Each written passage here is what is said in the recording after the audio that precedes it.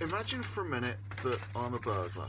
I'm walking down a street, maybe your street, looking for a house to burgle. What's going through my head? How am I going to choose the house that I'm going to target? Well, first thing I'm going to look for is how easy is it to me to get at the property. If I look at the front of the house, obviously it's easy for people to get into the front door of a house because we encourage visitors, we encourage the postman to get in. But how easy is it, how welcoming is it, I suppose is what I'm trying to say.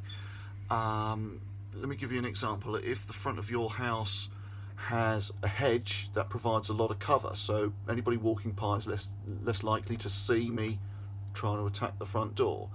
Maybe there's an unlocked porch door, which if I close that behind me gives me loads of cover to work on the actual front door of the house. Then I'm also going to think about how easy is it to get into the back garden of a house. Is there a big hedge around the back wall which is going to stop me from getting in that instance, but also if I do get through, gives me again lots of cover. End of terraced houses and semi-detached houses have easier access to the back garden, to the back of the house. Obviously far more than a mid-terraced house would do, but is there an alleyway that runs down the back of the terrace that would easily give you access to a mid-terrace back garden as well? And then I'm going to think about potentially how easy is it to actually get into the house that I choose. I'm going to look around, I'm going to see, are there any houses there with an open window? Especially I might look at the back of a house and see if there's an open window upstairs that's above a conservatory roof, so I can jump up onto a bin, then up onto the flat roof, and then in the open window.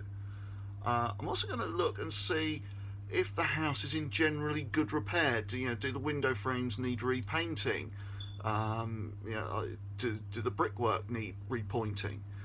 Because those houses which aren't cared for externally might not also have good security on them, because perhaps the people that own the house don't necessarily care about it too much. Now obviously there are specific cases where a window frame needs repainting but you've got plenty of decent security on there. But obviously a burglar can't think in specialisms, they can't think in specifics, they've got to think in generalisations. So have a look at the house, or they'll have a look at the house and see, is it generally a cared for house? Because generally cared for houses have good security as well. Then the other thing they're going to look out for is an alarm system or a CCTV system on the house, because again that's indicative of someone that's taking their security seriously. So have a look at your house, have a look at your area, see if there's any of those things that apply to you, and if you need any advice, give us a ring.